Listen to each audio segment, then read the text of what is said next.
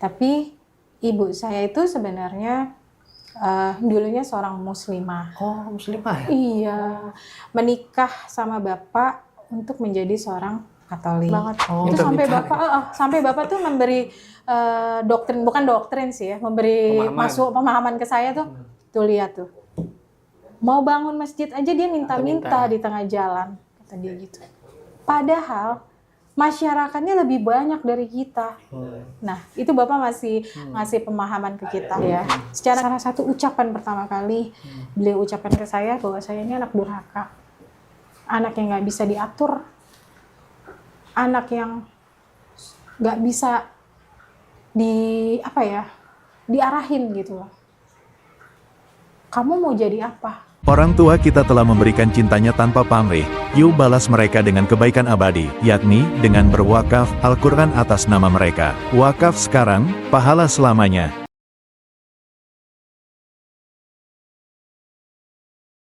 Bismillahirrahmanirrahim. Assalamualaikum warahmatullahi wabarakatuh. Alhamdulillah, kembali lagi kita bertemu, bersilaturahmi, bertatap muka dalam layar kaca ini. Masya Allah, dalam dunia maya nih teman-teman sekalian. Nah, alhamdulillah kita pada kesempatan kali ini, sore kali ini berkunjung ke MCI Mualaf Center Indonesia cabang Depok atau wilayah Depok dekat Jalan Merdeka. Nah, alhamdulillah nih tujuan kita silaturahmi tentunya ingin bagaimana ini kita memperhatikan mualaf, dan justru kita ingin mualaf-mualaf yang mempunyai kisah-kisah menarik, motivasi ini agar kita sebagai jembatan untuk didengar teman-teman sekalian, agar bisa menjadi motivasi, edukasi untuk kita semua. Karena sekilas info ya, dari tahun 2019 sampai 2022-2023 data dari LDKM UI menunjukkan bahwa orang masuk Islam itu udah menyentuh 10 juta. Alhamdulillah, ini suatu peningkatan yang cukup signifikan untuk kita banggakan dan untuk kita syukuri. Bahkan agama lain itu sekitar 5% agama non-muslim lah yang di Indonesia. Nah, ini tentunya peran media nih, peran teman-teman channel YouTube tentang mualaf, kisah-kisah dan seterusnya, ini membuat media ini mempunyai peran penting untuk teman-teman mualaf. Karena ketika mualaf ini menceritakan kisahnya, itu yang nonton banyak, bahkan banyak juga yang masuk Islam. Karena kadang punya kesamaan cerita dengan orang yang dia tonton. Oh, dia sudah melalui kisah ini, ceritanya yang bersama nih. Oh, akhirnya begini. Akhirnya mereka mengikuti step-step itu, motivasi. Akhirnya mereka masuk Islam semua. Nah, ini tentunya menjadi kabar baik untuk kita. Nah, pada kesempatan kali ini kita bertemu salah satu mu'alafah, ya, seorang muslimah yang alhamdulillah beliau hadir bersama kita. Langsung aja kita sapa. Assalamualaikum, Bu. Waalaikumsalam warahmatullahi wabarakatuh. Bu Prima sehat? Ya, alhamdulillah sehat. Bu Prima Sari ya? Namanya? Iya, Prima Sari. Oh, Bu Prima Sari dulunya agamanya apa, Bu? Saya dulunya seorang Katolik. Katolik? Iya. Oh, ada nama baptisnya nggak? Ada. Dari nama baptisnya Veronica. Kalau dari nama krismanya Sisilia. Karena kan di Katolik ada 7 sakramen. Nah, ada 3 sakramen yang wajib kita ikutin sebagai seorang Katolik. Itu sakramen inisiasi. 3 sakramen itu salah satunya 1 baptis, 2 sakramen ekaristi, 3 sakramen krisma. Nah, sakramen krisma itu kita diberikan nama juga. Oh, 3 nama itu ada? Ada. Jadi nama saya Veronica Sisilia Primasari. Oh, itu fungsinya apa? Dibeda-bedakan itu? Kalau dibaptis itu ya karena kita dibaptis ya, kita diakui sebagai seorang Katolik, gitu kan ya. Kalau sakramen ekaristi itu sakramen yang memang setelah kita dibaptis, kita kepingin menyambut darah dan tubuhnya Yesus, diabadikan melalui sakramen ekaristi. Perjamuan kudus itu berupa roti sebagai hostinya dan anggur sebagai darahnya Yesus. Dan yang ketiga itu sakramen krisma, sakramen penguatan.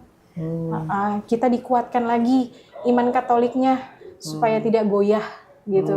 Gitu. Seperti itu, Mas. Oh, cuma ternyata sekarang jadi muslimah. Sekarang malah jadi muslimah. Akhirnya goyah juga ya, Bu. Iya, Goya juga ya. Nah, Bu Prima ya, manggilnya Bu Prima aja Iya, ya bisa. benar. Nah, Bu Prima nih dulunya nih seperti apa sih, Bu, di Katolik nih, Bu? Kan tentunya kan yang kita ketahui ya Katolik kan, waduh, apa fanatik sekali, Bu ya. Bahkan ya itulah seperti yang kita ketahui ya, bagaimana kefanatikannya. Iya. Dulu seperti apa, Bu? Aktif di kegiatan-kegiatan atau gimana? Aku mulai dari pertama kali aku mengenal Islam ya. Eh, Atau aku pertama kali ada di Katolik, aku di Katolik. sebagai Katolik ya. Sebagai Katolik. Gitu. Jadi aku tuh terlahir dari keluarga angkatan. Bapakku seorang marinir yang benar-benar pastinya disiplin ya. disiplin sekali pasti. Disiplinnya baik, disiplin semuanya lah. Berikut juga salah satunya agama, gitu ya. Nah terus bapak tuh paling nggak suka anak itu nggak bisa diatur sama beliau, gitu. Jadi kalau dia bilang A ya A, B ya B, gitu. Kita nggak bisa A, terus kita bilang B, itu nggak bisa. Jadi kalau bapak bilang ayo, dan kita punya satu kebiasaan tuh gereja bareng, gitu kan di Katolik. Jadi tuh semua kegiatan gereja kayak kita gereja tuh selalu bareng gitu loh. Nggak pernah yang namanya bapak gereja sendiri, kita gereja sendiri gitu. Nggak pernah. Kita selalu satu keluarga gereja bareng. Nah terus untuk kegiatan-kegiatannya, kalau saya lebih condong ke Mudika Katolik ya, muda-mudi Katolik gitu loh. Maaf, dulu berapa bersaudara? Saya 4 dan saya anak terakhir. Oh ya, ya terus? Terus habis itu saya lewatin itu ya semua karena ya saya seorang Katolik waktu saat itu gitu loh. Tidak berpikiran untuk sampai ada di sini gitu ya untuk saat ini sampai agama saya yang sekarang. Yang saya jalanin ya biasa aja, maksudnya rutinitas biasa. Saya ikut kur, saya ikut kebaktian, saya ikut doa rosario gitu ya. Terus ikut misa-misa, semuanya saya ikutin kayak tuguran segala macam, kayak mau Paskah tuh pasti ada tuguran. Terus kayak Natal ada masa Advent, misa Advent, semuanya saya ikutin. Itu aja sih rutinitasnya saya. Dulu ibu ini apa namanya juga maksudnya ngedukung segala macam selain bapak. Ngedukung semuanya. Tapi ibu saya itu sebenarnya dulunya seorang muslimah. Oh, muslimah ya? Iya, menikah sama bapak untuk menjadi seorang Katolik. Oh, gitu. Karena waktu itu yang saya tahu dari ibu bercerita bahwa bapak tuh meyakinkan ke ibu bahwa waktu mereka kenal itu meyakinkan ke ibu bahwa seorang Katolik di Katolik itu tidak ada yang memisahkan selain maut, gitu. Mengajak ibu untuk pindah gitu, karena di Katolik itu tidak ada yang memisahkan nih pernikahannya nih, karena yang memisahkan mereka itu cuma maut gitu. Dan ibu tertarik dengan konsep itu. Akhirnya ibu meninggalkan, gitu. Ya sempat mungkin ada pertentangan dalam keluarga besarnya ya, dari keluarga besar ibu, dan saya pun juga paham sih, ngerti juga, pasti berat juga buat ibu, tapi kan itu udah pilihannya ya. Saya juga agak paham sih kenapa ibu memilih itu, karena mungkin pertama mungkin pemahaman agamanya masih kurang minim, kemudian karena di Islam itu ada konsep ta'adud, poligami dan sebagainya gitu. Sedangkan ibu pengennya tuh yang ya sehidup semati dan seterusnya. Ya ngerti lah, kurang lebih ngerti lah, makanya bisa. Nah, kemudian dulu pernah dengar kata Islam nggak sih? Maksudnya Islam tuh sebagai framingnya dulu tuh kan jelek ya. Nah, dulu tuh dengar kata Islam tuh separah apa gitu. Dulu tuh gini loh, bapakku tuh kalau kita jalan ya, kalau mau bangun masjid ya di pinggir jalan, bapak tuh paling kesel banget. Terus sampai bapak tuh memberi doktrin, bukan doktrin sih ya, memberi pemahaman ke saya tuh. Tuh lihat tuh, mau bangun masjid aja dia minta-minta di tengah jalan, kata dia gitu. Padahal masyarakatnya lebih banyak dari kita. Nah, itu bapak masih ngasih pemahaman ke kita.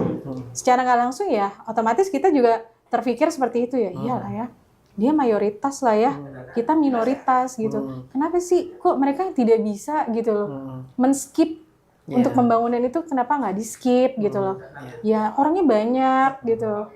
Nah kita yang dulunya Katolik, kita mau bangun gereja sekarang kan megah-megah banget ya, mewah-mewah banget ngeliatnya dari luar tuh gedung-gedungnya luar biasa. Itu tuh mereka bisa skip gitu loh.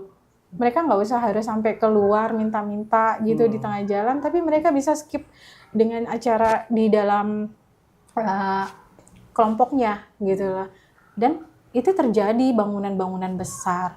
Itu sih salah satu pemahaman dari Bapak tuh ke kita gitu tentang Islam. Dan juga kalau gereja lain juga bantu ya kalau misalkan Jadi kalau misalnya mereka ada sedikit kurang, mereka bikin proposal ke gereja lain, mungkin ke katedral atau ke uskupan yang lain gitu. Nah, nanti dari keuskupan mereka cari donatur, dilempar ke sini, dilempar ke uskupan yang lain. Pokoknya saling bantu-bantu. Nah, ini mirisnya kita nih, ini juga nih teman-teman, kita sebagai umat Islam juga ya introspeksi lah. Kita juga nggak menyalahkan ya teman-teman yang minta-minta, karena dia juga bikin masjid nggak dibantu sama masjid lain, ya kan Bu? Benar. Jadi ya sangat, coba deh masjid yang lain bantu nggak nih misalkan? Iya kan, belum tentu, bahkan sangat jarang gitu. Makanya kayak di Tangerang tuh ada masjid udah 10 tahun ngebangun mulu, minta-minta gitu kan. Kita jadi miris, tapi gimana ya gitu kan. Nah, baik lagi nih Bu ya. Kan mendengar kata Islam itu seperti itulah. Nah, pertama kali mendengar Islam itu sebagai sebuah ajaran, Islam itu punya konsep ketuhanan atau konsep esa dan seterusnya, itu momennya seperti apa tuh Bu? Itu waktu itu gini, saya itu sekolah di TK dan SD Katolik Mardiwana Depok. Nah, pada saat setelah saya lulus SD, itu ada gejolak kedua orang tua saya, baik ibu dan bapak saya. Jadi dari sekolah itu lulus, bapak saya tetap ingin masukkan saya ke sekolah Katolik, lanjut di sekolah SMP Mardiwana. Waktu itu mah jarang ya sekolah-sekolah swasta Katolik gitu loh. Cuma ada waktu itu cuma baru Mardiwana. Ada juga sih Siloam, tapi lebih ke yang Mardiwananya untuk Katoliknya. Nah terus ibu saya itu berpikirnya saya masuk di sekolah SMP Negeri 3 Depok yang ada di Jalan Barito, gitu. Kebetulan dekat rumah ibu saya. Karena kebetulan dalam satu perumnas itu namanya ibu-ibu kalau pada kumpul arisan atau silaturahmi gitu, mereka beranggapan bahwa SMP Negeri 3 Depok tuh dulu sekolah favorit, sekolah yang kelasnya terbaik banget untuk negeri gitu loh. Nah, mungkin ibu saya tuh Pak dengar cerita-cerita tetangga tuh udah masukin di situ, wah bangga gitu loh, anaknya bisa masuk di SMP Negeri 3 gitu loh. Terakhir itu ibu bilang, udah di situ aja yang deket gitu loh, ngapain jauh-jauh, kalau di Mardiwana takutnya macet, tapi memang agak jauh dari rumah kan, macet, nyari angkotnya susah atau bagaimana gitu. Terus bapak bilang enggak, udah pokoknya anak saya sekolahnya harus di sekolah Katolik gitu lah. Tapi ibu saya tetap kekeh maunya di SMP negeri aja gitu. Tidak tahu bagaimana, ibu pun akhirnya, ya kalau saya ngikutin orang tua aja ya, gitu. Didaftarin. Nah memang kebetulan waktu itu nemnya saya pun masuk di sekolah tersebut, gitu. Nah akhirnya ibu nggak tahu bagaimana sama bapak nyerah, akhirnya ya udah ibu masukin saya ke sekolah negeri tersebut. Lambat laun, yang saya bingung kan waktu itu, ya saya masih nggak bingung sih waktu di kelas 1 ya. Pelajaran agama Muslim, agama Islam, itu kami yang Nasrani diharapkan keluar dari kelas gitu loh, dialihkan untuk masuk ke perpustakaan gitu ya. Jadi setiap minggu tuh pasti pas pelajaran agama Islam yang Nasrani, ayo boleh keluar, tapi tidak boleh di kantin, tapi di perpustakaan ya selama jam pelajaran agama Islam. Nah setelah kelas 2, mungkin karena udah kelas 1-nya saya udah malah gitu, perpustakaan ya kecil ya, nggak terlalu besar, masih awal-awal. Terus bosen, jenuh, dan ya. Mungkin saya udah hafal kali itu buku-buku di mana letaknya. Saya bosen baca juga kan ya. Nah, terus saya punya apa sih, kok penasaran gitu ya, rasa penasaran saya gitu. Ada apa sih, kok setiap kali pelajaran agama Islam tuh kita disuruh keluar gitu loh. Boleh nggak sih saya tuh masuk di situ gitu loh. Akhirnya saya tanya sama guru agama Islam saya. Beliau sudah almarhum, namanya Bapak Nanta. Terus saya bilang, Bapak maaf, boleh nggak dulu kan saya panggilannya Veronica ya, boleh nggak Vero ada dalam pelajaran agama Islam. Jadi saya nggak keluar Pak. Hah? Kamu yakin? Kata dia. Beliau bilang ya kamu yakin? Katanya iya nggak apa-apa.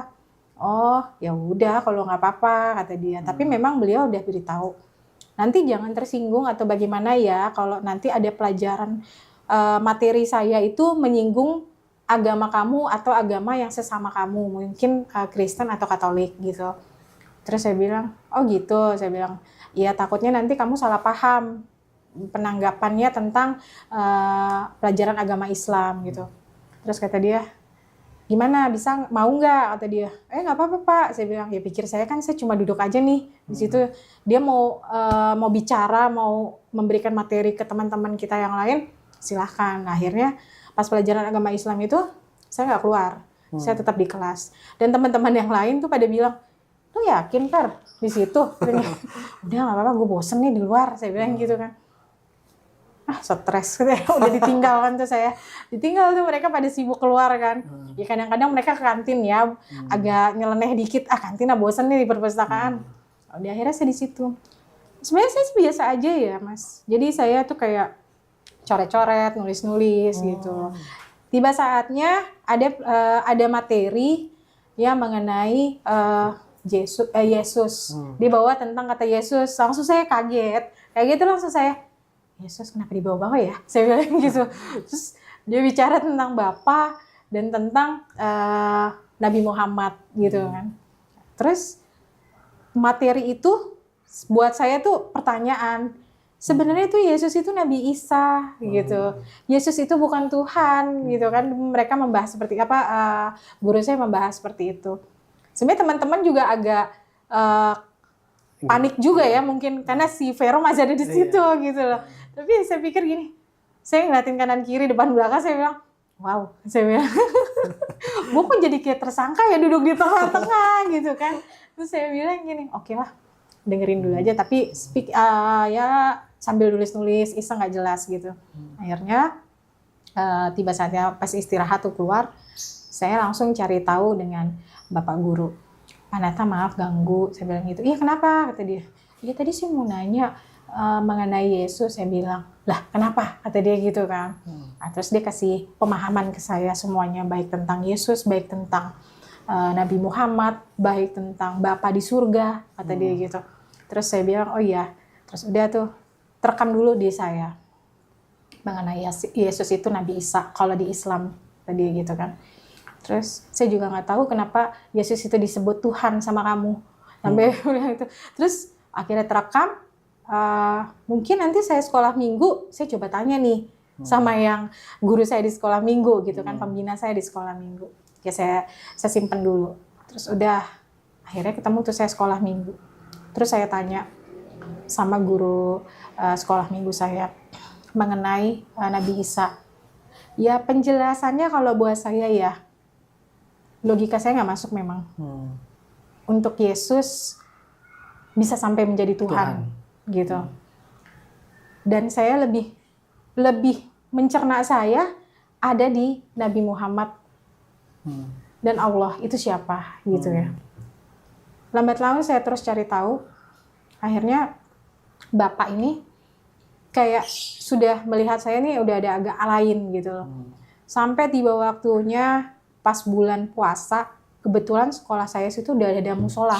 Jadi kalau puasa itu anak-anak muridnya wajib traweh di sekolah tersebut gitu. Akhirnya saya memberanikan diri, saya bilang sama ibu saya tuh memang saya kan senang belajar kelompok ya. Terus saya bilang, saya belajar kelompok. Teman-teman sekitar rumah saya bilang gini, ayo Brim, aku dibawain sejadah loh. Aku dibawain kena loh, kata dia. Udah kita ke SMP 3, kita traweh, kata dia gitu. Nah kebetulan kan mereka pada biasa ya ngisi-ngisi kajian-kajian yang itu di ceramah-ceramah buat ngumpulin nanti di sekolah gitu kan waktu tibanya nanti. Terus saya penasaran dong, kok seru banget ya. Terus kalau saya berdiri di depan rumah tuh saya ngeliatin mereka bondong-bondong rame. Dulu kan masih kayaknya ini banget kayaknya excited banget ya. Traweh zaman dulu gitu seru banget dibandingnya sekarang itu kayaknya bagaimana gitu, beda rasanya gitu. Zaman dulu tuh kayaknya tuh segerombolan rame gitu ya. Ada ayo terawih Kayak gitu. mau ke tempat rekreasi. Gitu rame. Terus akhirnya saya tuh langsung kayak dada saya tuh, ih penasaran lagi nih gue, saya bilang gitu. Akhirnya saya ikutin.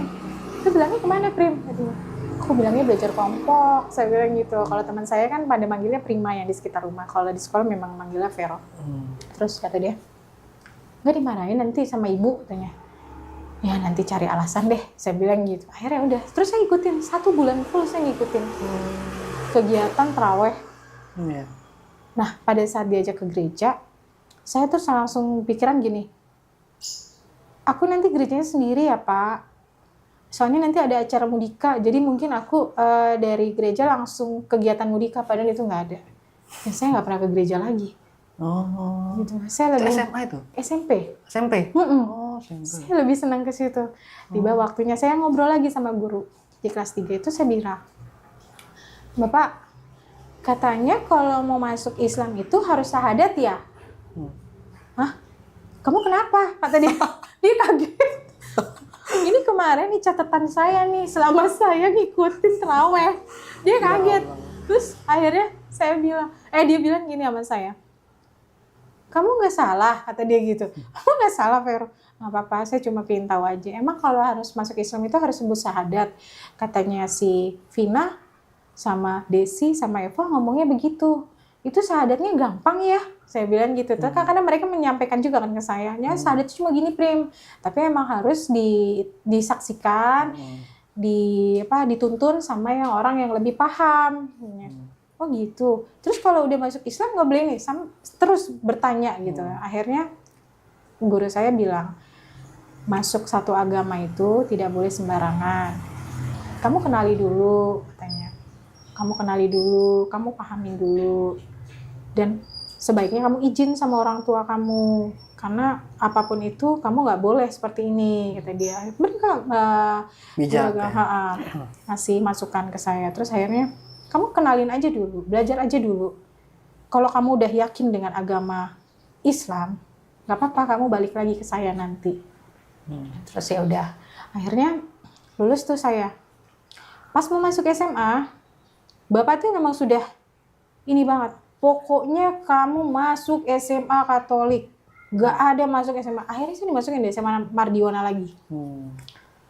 Dan di situ saya tuh kayak orang dibilang bandel ya, karena memang nggak masuk di saya. Kayaknya nggak nyaman saya sekolah di situ. Akhirnya saya di situ jadi kayak serba salah, kayak nggak fokus sama sekolah gitu loh. Nah Bapak pun juga udah ngeliat gelagatnya. Terus akhirnya Bapak itu, saya tiba-tiba dipanggil karena 3 hari saya nggak masuk. Saya tuh adanya bukan di sekolah.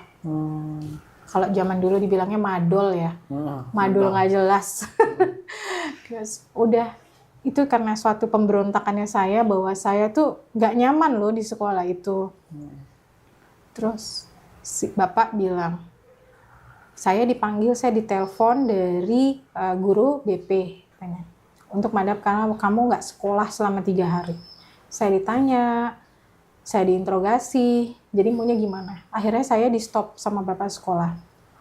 Terus Bapak bilang karena Bapak ngerasa bahwa dia tuh malu gitu. Akhirnya saya dilempar jauh ke sekolah SMA Negeri 113 Lubang Buaya. Oh, Lubang Buaya. Lubang Buaya sana. Ada sekolah SMA Negeri. Dari itu saya dititipin sama kakak saya yang sudah nikah. Maksudnya dititipin itu supaya saya lebih fokus ke gereja gitu, karena di sana belum ada sekolah Katolik ya. Dulu Santo Markus juga belum ada waktu itu. Sekolah Katolik Santo Markus. Jadi waktu itu si Bapak biar di sini nih nggak bisa nih, udah tercemar. Jadi si nikah suruh di sana aja gitu. Ada saya di sana. Tapi saya dimasukin di sekolah negeri. Makin seneng dong hati saya. Makin kayaknya, wah kesempatan nih saya bilang. Belajar lagi tuh, saya ketemu pelajaran agama itu pasti kan saya harus keluar ya, pelajaran agama Islam. Terus cara saya mengikuti pelajaran tersebut, bapaknya makin tahu bahwa kok ini anak nggak pernah pulang ke Depok, malah lebih nyaman di Pondok Gede gitu kan. Terus tapi nggak pernah diajak gereja bareng kan sama kakak. Nah terus si bapak bilang, Nov gimana katanya, si Nika gimana tuh katanya, gerejanya gimana katanya. Oh dia rajin pak ke gereja. Padahal dia nggak tahu, saya nggak pernah ke gereja. Saya lebih mendekati sama sebuah kajian-kajian yang ada di Rohis. Rohis sekolah. Terus ya udah akhirnya bapak percaya aja, pikirnya bapak, wah si Nika berarti gereja bareng nih sama kakaknya gitu. Udah nggak tahu gimana, saya lulus SMA, saya masuk sekolah kelanjutan perguruan tinggi, saya masuk di Gunadarma ngambil psikologi. Di situ saya makin menjadi sih buat saya, makin satu pemberontakan buat saya, bahwa saya nggak nyaman di situ. Saya harus bicara sama bapak bahwa saya harus masuk Islam gitu. Terus akhirnya saya ngobrol sama tetangga, bicara, gini aja, katanya, paling kalau mau nanti di KUA kamu sharing-sharing aja. Saya nggak tahu soalnya, kebetulan petugas KUA itu ada di dekat rumah bapakku di daerah Batanghari. Bisa Prim, nanti kamu sharing-sharing aja. Di situ ada iniannya pengelolanya katanya. Badannya juga ada, nanti bicara aja. Terus saya sharing, saya ngobrol dulu. Kamu udah yakin katanya? Sedangkan tetanggaku juga kenal bapakku seperti apa. Kamu nanti gimana ngomongnya sama bapak kamu? Kamu udah siap katanya. Udah berani mengungkapkan itu semua ke bapak. Terus saya bilang, udah siap. Seandainya saya nanti mau dibagaimanain sama bapak, mau dipukul atau seperti apa, udah siap, saya bilang gitu. Akhirnya tanpa sepengetahuan bapak dan ibu saya mengikrarkan dulu, mensyahadatkan. Saya minta. Nah setelah saya pulang dari KUA, saya syahadat, saya baru bicara sama ibu dulu. Kalau ibu tidak marah, mungkin karena seorang ibu dan latar belakangnya ibu. Akhirnya ibu bilang, aku nggak bisa marah, kamu sudah dewasa. Itu pilihan, itu keyakinan, dan saya tidak berani memaksakan. Bapak ibunya, dia cerita orang tua saya aja tidak pernah marah saat saya pindah menjadi seorang Katolik. Dan saya juga nggak mungkin bisa marah kalau kamu mau menjadi seorang Muslim. Ibu bicara kayak gitu. Terus akhirnya saya bilang, maaf kalau Nika jadi anak yang durhaka atau tidak nurut sama orang tua. Tapi ini udah jadi pilihan saya, Bu. Terus ibu bilang, sementara di skip dulu, maksudnya ditutupin dulu dari bapak. Bapak nanti marah, yang ada kamu gak bakal dikuliahin lagi, gitu kan? Karena kamu udah siap semuanya, udah siap, ibu tenang aja. Tapi aku takut nanti kamu kenapa-napa, gitu kan? Udah nggak apa-apa Bu, itu udah jadi tanggung jawab saya. Kan aku udah besar, aku udah punya pilihan, aku juga sudah yakin akan pilihan saya. Akhirnya ibu nahan, tapi saya udah nggak bisa. Saya nggak mungkin bisa nutupin, nanti otomatis ibadah saya pun juga pasti tertutup. Harus sembunyi-sembunyi gitu kan. Akhirnya saya bicara sama bapak. Tanggapannya bapak luar biasa. Ke saya saat saya bicara bahwa saya sudah menjadi seorang Muslim. Dia satu, untungnya tidak main tangan. Dua dia sampai bilang, kamu anak durhaka ya. Salah satu ucapan pertama kali beliau ucapkan ke saya bahwa saya ini anak durhaka, anak yang nggak bisa diatur, anak yang nggak bisa diarahin gitu loh. Kamu mau jadi apa? Pemahaman yang saya kasih ke kamu tuh nggak nyampe ternyata kamu tuh udah terkontaminasi. Memang ini salah di awalnya, dia sampai cerita ke masa lalunya lagi. Terus saya bilang, udah Pak, ini udah jadi pilihan saya. Yaudah kalau gitu gini aja, terserah kamu mau tinggal di mana, dimanapun kamu, saya nggak peduli, kata bapak. Yang penting kamu tidak bisa saya lanjutin kuliah. Akhirnya saya di stop untuk kuliah. Terus sudah di stop untuk kuliah, ya udah, saya nggak bisa banyak bicara apa-apa waktu itu ya. Saya berserah diri aja. Ini udah pasti jadi mungkin hukuman dari bapak untuk saya karena saya sebagai seorang pemberontak gitu buat dia gitu loh. Ya udah, saya jalanin itu aja Mas semuanya Mas. Sampai tibanya saya ketemu suami yang sekarang yang Muslim. Bapak pun juga nggak mau hadir dalam, bukan hadir ya, hadir mau tapi dia tidak mau menyaksikan gitu loh. Jadi kan memang waktu saya ijab kabul kan nggak boleh sama bapak ya, harus dengan wali nikah. Dan itu pakai dari KUA juga. Terus akhirnya bapak pun cuma berpikir, saya itu orang Katolik, kata dia. Buat apa saya di situ? Tapi ibu memaksa dengan nangis dan segala macamnya. Ini anakmu, katanya. Sejelek-jeleknya dia tuh dia anakmu, katanya. Saksin aja kalau kamu ini. Paling nggak kamu datang aja, liatin aja. Kalau kamu nggak mau duduk di antara mereka, gitu kan. Terus akhirnya, ya bapak, saya mohon pas sudah selesai ijab kabul, saya salaman. Ya bapak nggak ada respon sama saya. Bener-bener dingin ketemu saya bahwa, aduh lo bener-bener orang durhaka deh, lo bikin malu deh tuh, katanya. Ya, saya sudah terima itu semua sih. Setelah dari situ banyak banget yang harus saya laluin ternyata. Banyak. Perjuangannya. Cuman saya mau nanya sih, ada 2 pertanyaan nih, agak flashback. Memang bedanya sekolah SMA negeri dengan Katolik gimana sih? Apa vibes-nya itu sampai apa? Bu Prima ini lebih betah ke SMA negeri gitu. Sebenarnya sekolah Katolik itu ya, sekolah vibe-nya itu mereka tuh disiplin loh. Disiplin ya? Disiplin. Karena saya ngerasain, saat saya masuk di sekolah Katolik, menjadi sekolah negeri, disiplinnya tuh lebih dapat di seorang Katolik gini loh. Sekolah Katolik. Karena dari cara belajarnya dia, kalau dulu kan belum ada SMP IT, belum ada ya. Sekarang masih umum gitu sekolah itu. Di sekolah Katolik itu dia lebih yang seperti dasarnya seperti pesantren kalau saya yang lihat sekarang itu boarding school jadi tuh kayak waktu makan mereka tuh rapi, terarah. Ayo sebelum makan kita biasa ya sebelum makan mengucap doa dulu. Kalau di Muslim kan mereka cuma bilang Bismillah udah gitu. Kalau enggak kita tuh berdoa bersama gitu loh. Kita makan dalam satu ini kita berdoa bersama. Kita bentuk seperti salibnya sebelum makan, kita mengucap syukur bareng-bareng ya sudah. Kalau di Islam kan masing-masing. Makan ya makan gitu kan. Udah selesai, kita berdoa lagi selesai makan. Terus tiba waktunya ada kegiatan, beda Mas. Jadi kalau misalnya di Katolik, ada kegiatan misalnya Jumat pertama ya. Dan di sekolah itu tuh, di sekolah Katolik itu mereka sudah mempersiapkan. Nanti ada ini ya, Jumat pertama, Minggu pertama nih. Kita harus latihan kur ya. Itu tanpa harus disuruh sama gurunya. Kita langsung ngebentuk gitu loh. Untuk membentuk terus nanti kamu nanti Miss Dinarnya siapa nih? Miss Dinar tuh yang ada semacam petugas buat ngiringin pastur untuk di situ ngelayanin pastur ngambil apa-apa gitu. Pelayan dalam sebuah misa Miss Dinar. Nanti Miss Dinar sama yang kur siapa nih? Kita udah bentuk sendiri gitu tanpa guru harus nanti kamu ini nih ya. Diatur gitu sama guru, enggak, kita tuh sudah terprogram.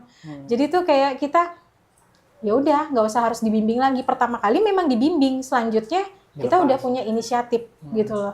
Bagaimana kita mengelola kegiatan itu.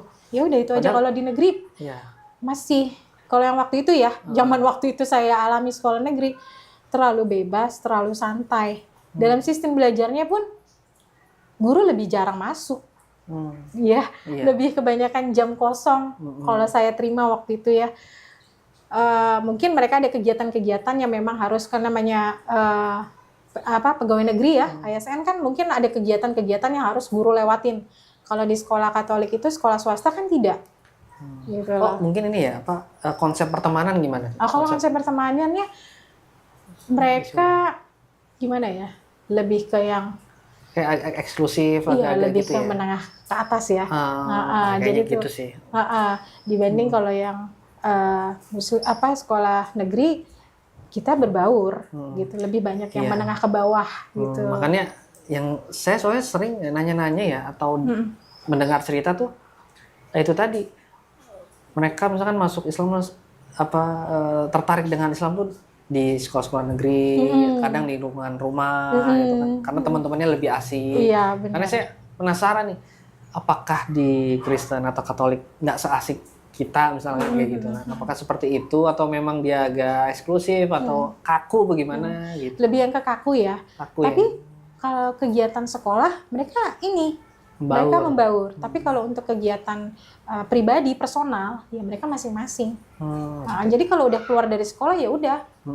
Kalau di kita kan keluar dari sekolah misalnya di sekolah negeri, nanti sini dulu ya. Ini enggak, mereka ya udah dijemput masing-masing sama ada yang supirnya atau dia ikut jemputan gitu. Nah, satu lagi sama ini nih yang tadi Bu Prima pada saat ingin mencari jawaban di Katolik ya, maksudnya pemuka agama Katolik, kemudian tidak memuaskan jawaban. Nah, ini makanya saya kadang suka bertanya dan sering ketemu mualaf-mualaf tuh, kenapa sih ketika mereka mualaf ini bertanya gitu, ingin meyakinkan agama dia sendiri kan, melalui pemuka agamanya, kenapa selalu jawabannya tuh nggak memuaskan, nggak masuk akal, yang ada dogma, Iya, udah dogma. imani saja gitu. Iya. Kenapa tidak bisa memuaskan jawaban? Karena saya juga bingung tuh. Saya tuh yang nggak yakin waktu itu penjelasannya mengenai tentang pengakuan dosa. Iya, konsep penebusan dosa ya. Jadi kalau di Katolik itu 7 sakramen itu ada salah satunya pengakuan dosa. Dan pengakuan dosa itu dilakukan kita berhadapan ditutupi dengan semacam kayak tirai atau apa gitu ya. Kita berdua dan itu sama pastor.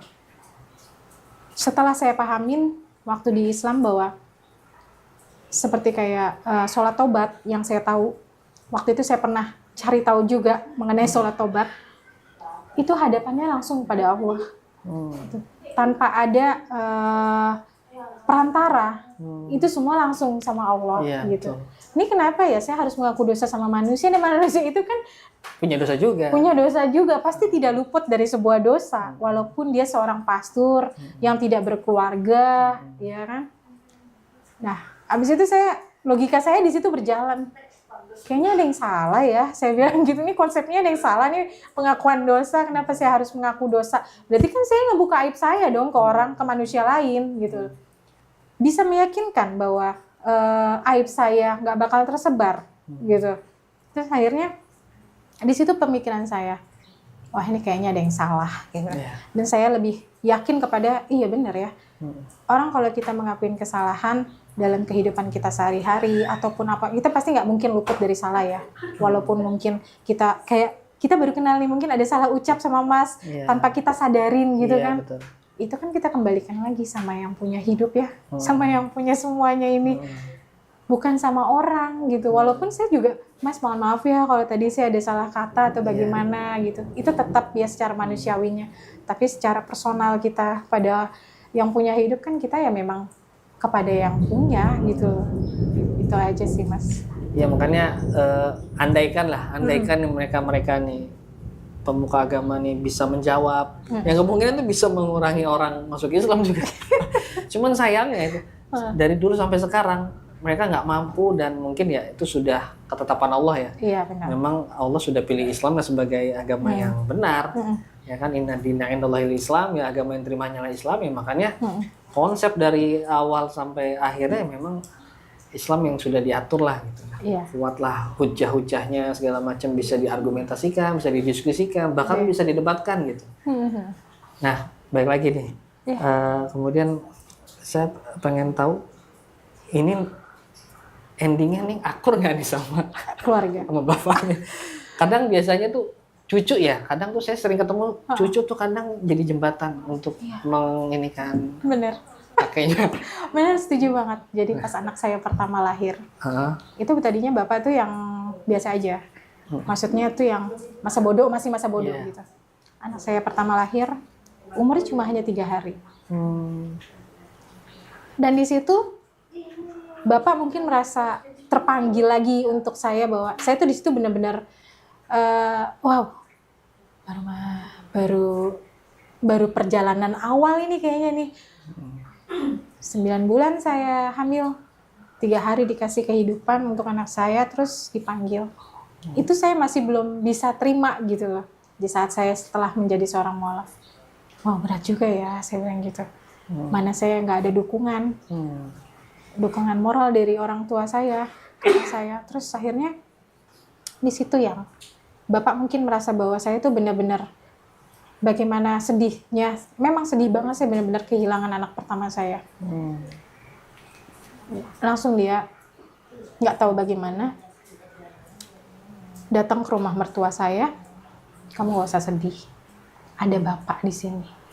Saya cuma ngeliat ke Bapak saya, ini Bapak saya atau bukan ya? Tapi di situ antara ya campur sedih saya, bahagianya saya, Bapak saya ada di sini. Sampai saya bilang sama anak saya, dia sudah tertidur, maksudnya sudah di depan saya, itu saya bilang, ya Allah, sampai harus saya kehilangan anak saya dulu, baru Bapak saya datang mendatangi saya, menghampiri saya dengan kehilangan ini. Bapak saya mendekat dengan saya, tapi dengan porsi saya lain bahwa saya harus kehilangan anak saya gitu. Di situ saya baru benar-benar, ya ada hikmah semua sih. Dari setiap kehilangan yang saya ini, datang kebahagiaan yang baru. Itu. Allah ganti ya. Allah ganti gitu.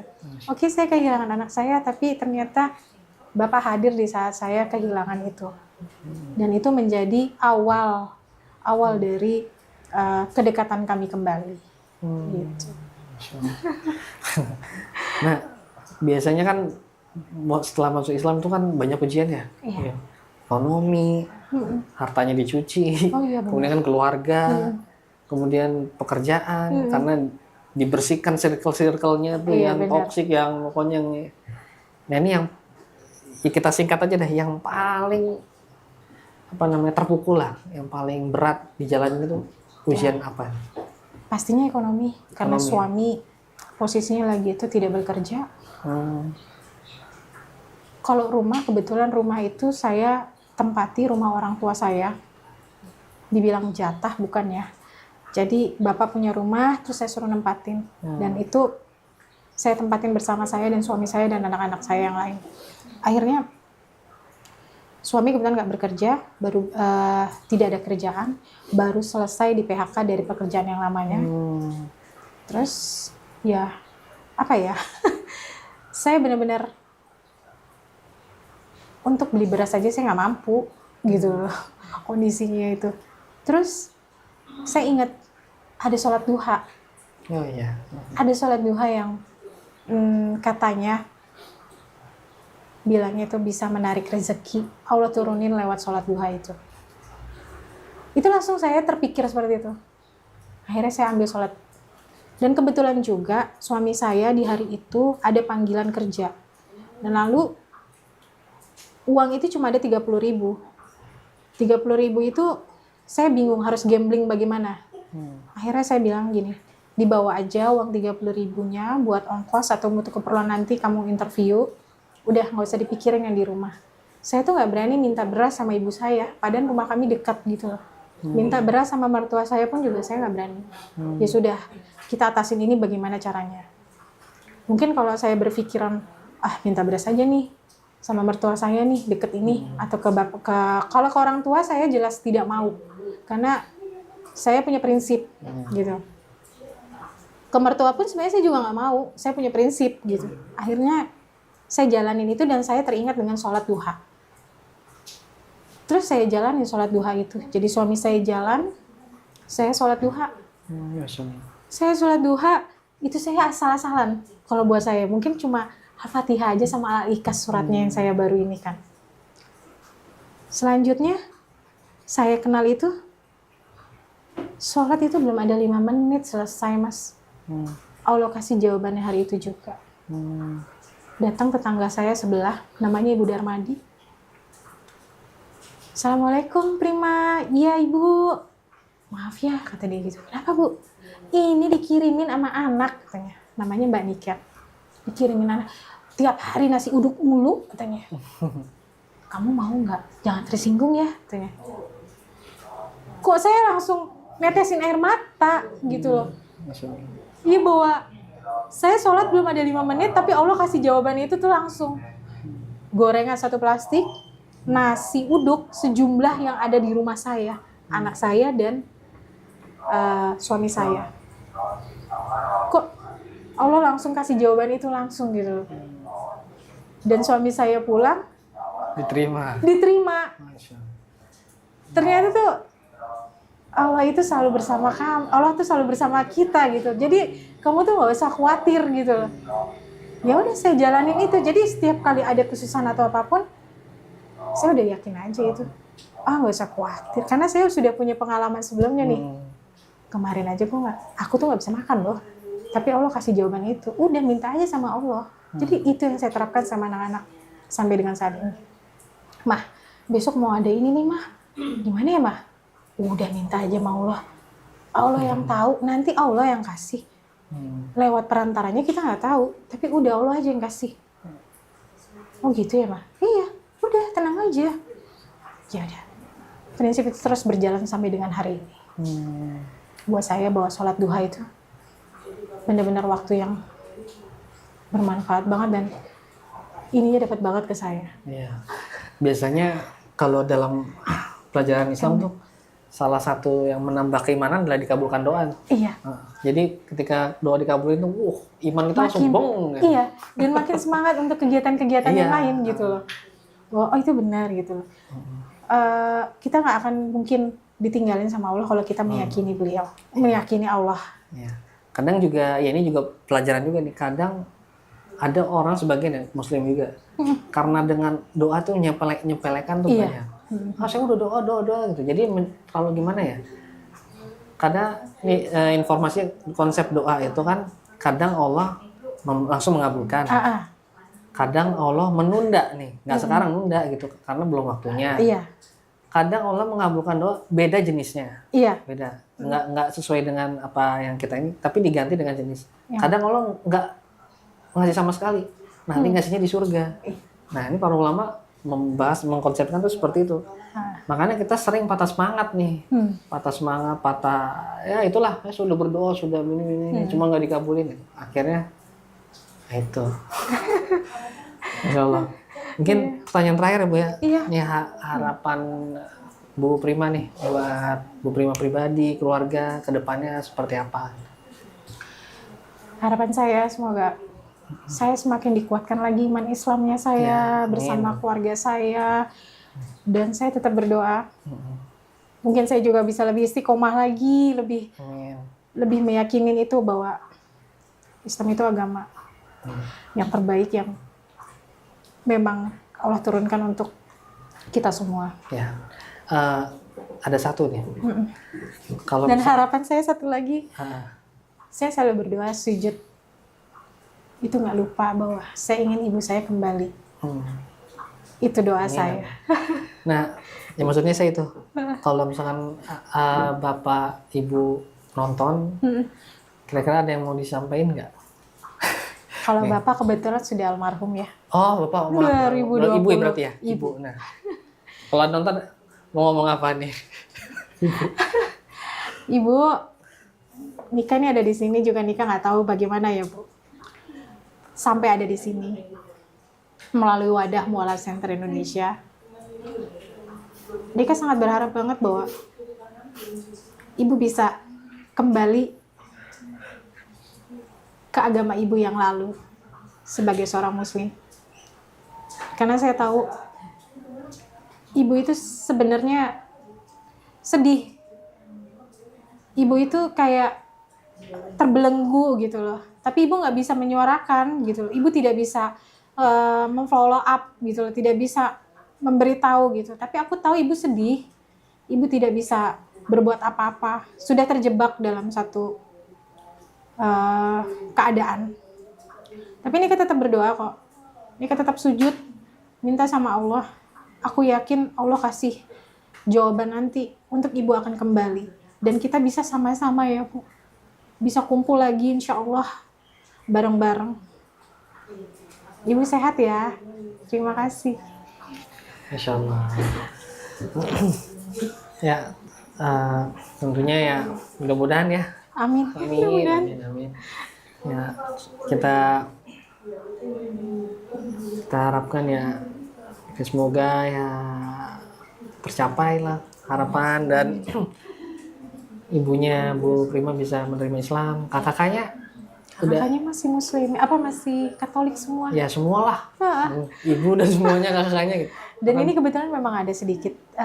Kemarin kakak tuh baru ngomong, kenapa sih ini Tono sama ibu tuh nggak pernah mau ke gereja. Jadi dua ini kakak saya yang laki tuh udah nggak mau ke gereja. Jadi dia udah lebih di rumah aja.